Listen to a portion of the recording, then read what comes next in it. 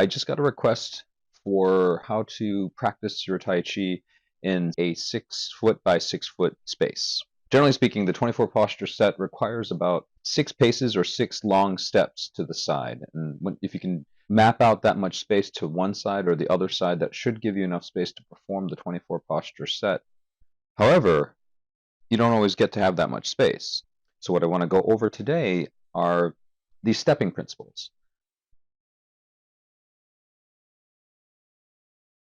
In essence, you always want to be in the moment and you want to be thinking about the direction that you want to head in. So learning how to adapt and step with your movements is really important when you're moving in a smaller space.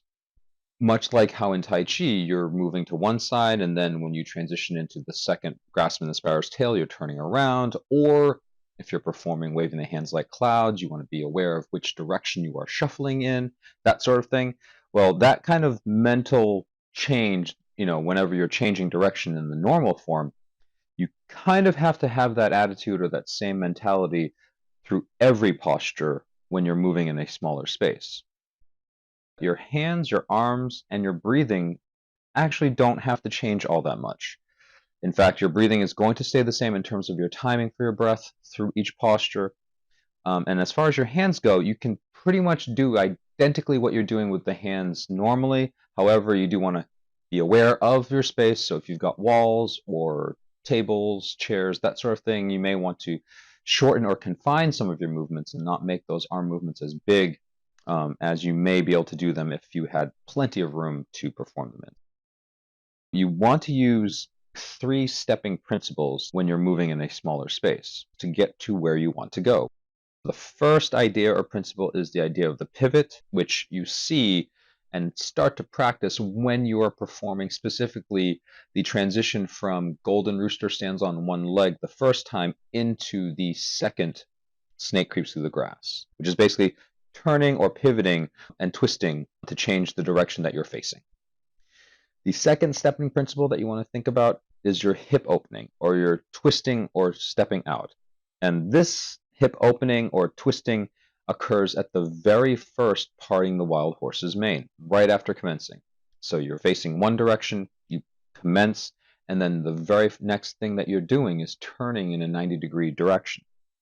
And so that hip turning or that hip opening is the second stepping principle that you want to keep track of or keep in your head. And then the third principle, the third stepping principle, is the preparatory step. And this one is the one that's probably the most elusive, but the one that if you can practice it will give you the most benefit. Because pivoting and hip opening, the first and the second principles, you're already doing as you've been learning and performing the Tai Chi set. The prepping step, however, is something that you'll want to start to practice because, again, this will show up later on in other forms as well. And so when I say prepping step, it's that first initial movement of the leg. And sometimes it's the front leg, the lead leg, sometimes it's the back leg. But however you move that foot, if you know where you're going, you want to prep that first step, that first foot position, with the idea of being able to hip open or pivot and change yourself in the direction that you want to go in. So now let's take a look at an application of these 3 stepping patterns as I go through the 24 posture set to the left in a roughly 6 by 6 foot space on the side of a mountain. So let's get started. So begin with commencing to the left, just a regular commencing. So this first parting wild horse's mane is that hip opening to the left, 90 degrees. Then for the second one, I kind of hip open a little bit to angle myself a little more to the right. And the third one, a little bit more to the left. Now, watch that foot placement on White Crane spreads its wings. I'm stepping in, setting myself up to turn. For Dragon Shoot the Pro, I'm going straight. But for the second one, I'm going to open my hip a little more to the right to turn myself. Then for the third one, just straight ahead. For playing the lute, again, I'm just going to go straight ahead. Now with Repulse the Monkey, first one and second one, just straight back. I've got enough space. But on the third Repulse the Monkey, my left foot does a big step behind to turn myself around. But then my right foot just does a short step to stay in space.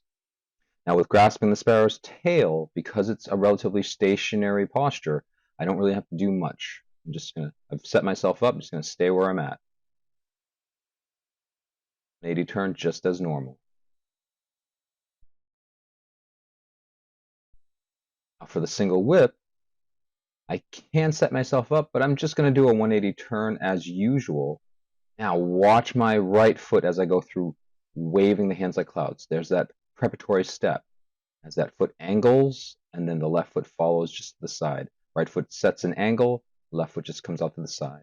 With the second single whip, again, just a regular 90-degree turn. I've got the space, as well as high pat on the horse's back. Now I'm going to do a little pivot on my left foot to the right, just a little bit for the cross hands and kick, leading into bees buzzing at the ears. Just a little pivot.